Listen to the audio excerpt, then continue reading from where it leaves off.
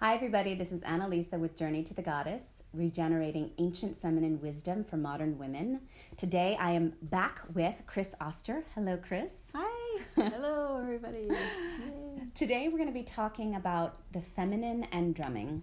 Kris has a background as a drummer, correct? And she wrote a dissertation on Candomble and drumming and the feminine. So Candomble is a religion. Well, it's more of a spirituality and a religion because it is so varied. There's a house that's very, what we would call Yoruba. It's a large cultural group of people in West Africa called the Yoruba. So there's many houses of Yoruba style Candomble. The Candomble ritual, the purpose of that is that the drums and the people go into trance possession. They call down the gods, which, at that point then the gods are now dancing in front of all of us, and you put up your hands to absorb the energy, the sacred energy coming off of the human bodies, because they are now not really human, they're superhuman. Right. They're seen as the gods in human form. And the drum is used to mediate between the god realm and the human realm. Yes, so the drums are used to call them. Right. And then once they're in human form, there are attendants who attend to the people. And the drums generally keep going and going, like almost they don't stop for hours. It's pretty amazing how they have to keep up all that stamina. Once there's like a moment of silence, it's like the most like palpable silence, because it's like it's been going and going and going and going and going, and then it's silent. And you're just absorbing the sacred energy. It's very profound. So you really get this contrast between the drumming and the silence.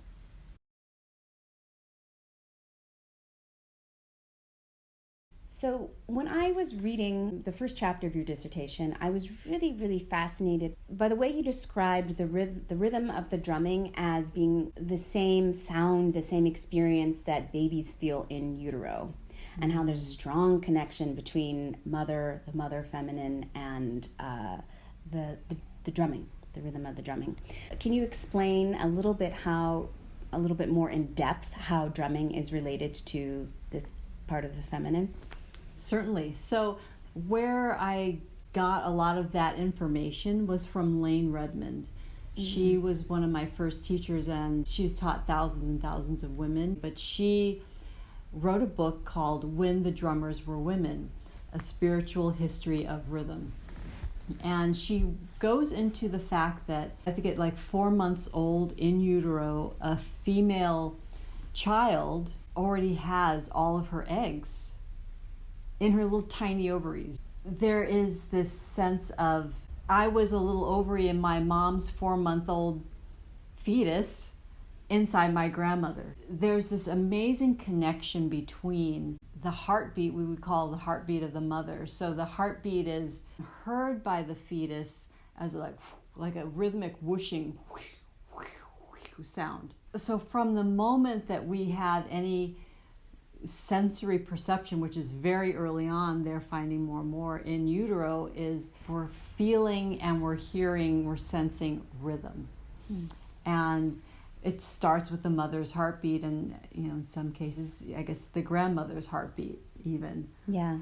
Also, I just, because I love mermaids, I believe that, we are gestated and created in this very watery, amniotic fluid, blood. We're little water babies. We're little mermaids and mermen floating around in all of this fluid from the time we're conceived. There's a lot of different associations. There obviously, the ovary, the egg is round, and the drums are round. I mean, drums come in different shapes, but generally speaking, we're talking about this particular kind of drumming that we talk about when the drummers were women. In ancient prehistory, mostly, women were the primary spiritual conduits. They were the ones who would play the drum, and the drum was used for trance induction. In some cases in Egypt, they have what kind of looks like a piece of a tambourine. It was like a jingled thing called a sistrum. and that could dispel all negative energy. So they would use drumming to clear energy, to help call down the spirits. In some cases, in Candomble, it was definitely each spirit has their own rhythm, and they're played in a certain order in the ritual, otherwise chaos. So there's this ordering principle around rhythm, and again, it's very much a maternal sort of construct. Even in Candomble and in West Africa, the drum that calls down the gods is called the mother drum. Wow. Iyalu. Iya means mother. Wow. It's like when we talk to Yemanja, we want to call her in Odoya. It's Odo-iya. Odoya. Odoya. It's saying, come mother of the fish. And we are like little fishes when we're conceived, and until we are brought into the physical air and we become more air beings. But we start off in this very mother matrix, which is why we know, from Marie Higgin Buddhist's work and some others, that mother is so primary. If you think about, a majority of the goddesses are associated with lakes, the ocean, with water. Mm-hmm. I mean, it kind of, and they don't have fish tails, they're not necessarily mermaids, but there's, water is this creative, generative, amorphous kind of substance that can take on any form. Whatever it's contained in, it takes the form of.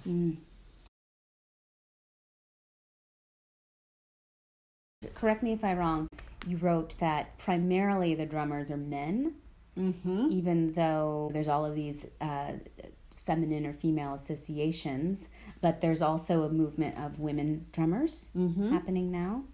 Yes.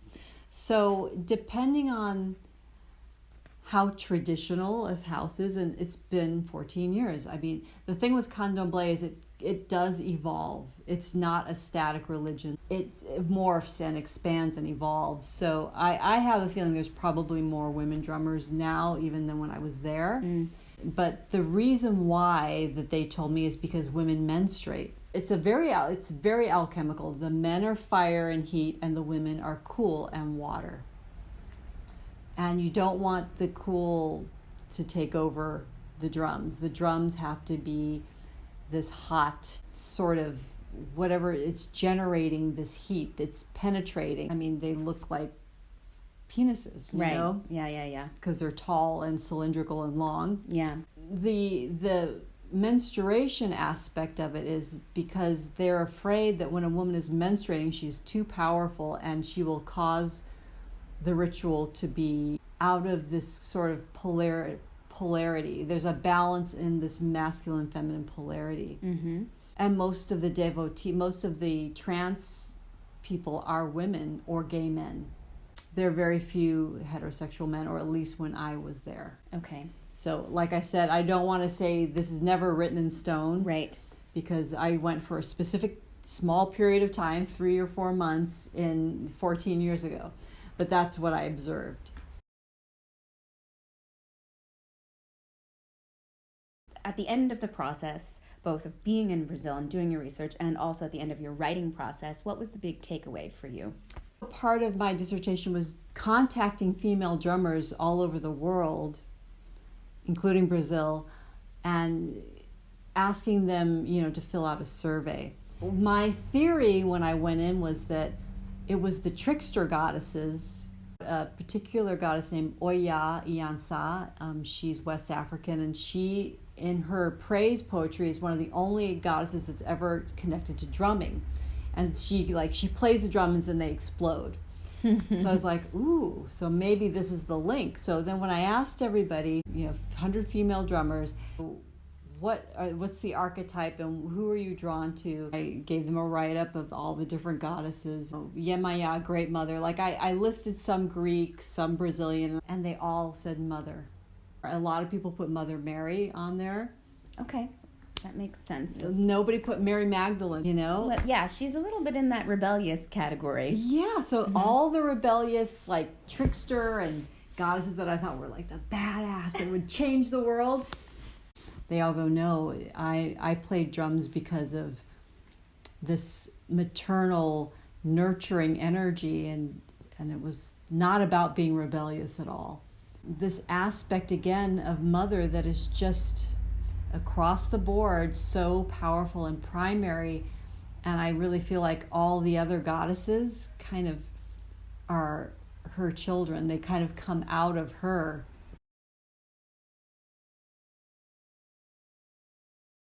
When we talk about when the women were drummers, we really are also talking about a lineage of priestesses. And when we get to the lineage of the priestess, we look obviously to Isis, and who's Isis is a mother goddess, aside from other aspects of her. But I think, primarily look at Isis as this mother goddess who initiates.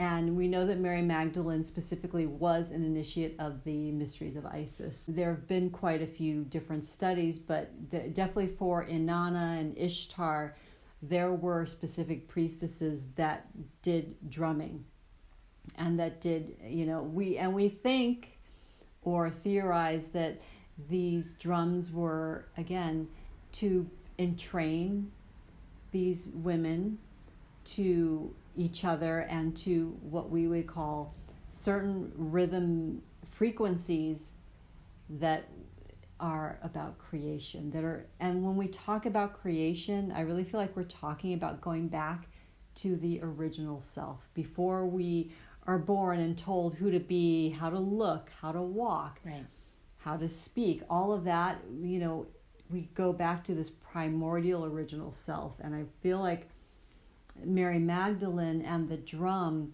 initiate women into this lineage of priestesses even now. So every time that women get together and drum, yes, it's activated. Yes, yeah. Because it's in our DNA. There's so much, there's more and more science coming out about this, but I think it's a fascinating way to really bring women into the original source of priestessing. So, Kris, that was so fantastic and so illuminating for me, and pleasurable on many levels. So I would love if you could tell our audience where they can find out more about the feminine and drumming. The one source I would love to point you to is LayneRedmond.com, and her name is spelled Layne, Layne Redmond, like how it sounds. And she is the author of When the Drummers Were Women, A Spiritual History of Rhythm. I would definitely start there with that book if it's something that you're interested in coming into the lineage of the priestess and drumming. She also has many training DVDs as well. And there's women all over the world who are her former students, me included. You could even contact me and say, hey, I live in this part of the world. Who can you recommend? I probably know a teacher in your part of the world that has studied with Layne and has this whole understanding of the drum, who can help you. And you teach as well, drumming? I teach, and I do women's circles for rituals and drumming. And also, how can people work with you if they'd like to work with you? Fantastic. So I do group mentoring. I have a course and a program called The Entrepreneur's Journey. Email me. I do accept people at different times of the year. My website is mythicrhythm.com. And I also do copywriting and support other entrepreneurs with their branding and help them, like through the plunge, help them figure out what their brand core archetype is.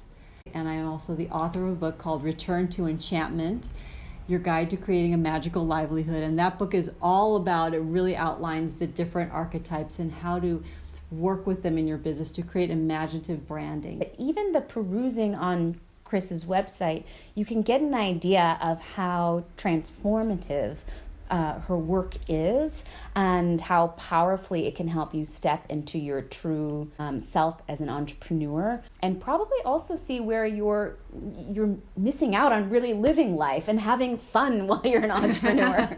So I really encourage all of you to check out Kris's work.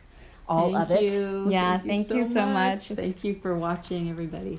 If you liked today's video, I encourage you to like it, to make a comment, and to subscribe to my YouTube channel. And if you're curious about more ways that you can get involved with Journey to the Goddess or support Journey to the Goddess, then I invite you to head on over to my Patreon page, or Matreon, however you want to think about it. I like Matreon. I know. That's so cute. I wish I could change the name to Matreon. Oh my God. There's a business idea. There's a business idea. Yes. Somebody create Matreon, please. Please. We'll be the first to join. Yes, we'll be your first customers. So head on over to the Patreon page and you can find out all about membership, how you can be eligible for cool goddess products, and behind the scenes footage. There's plenty of deleted scenes from those interviews that you can view there. And I really appreciate your support, however that comes out. So thank you so much, and I will see you next time. Ciao. Thank you. Bye.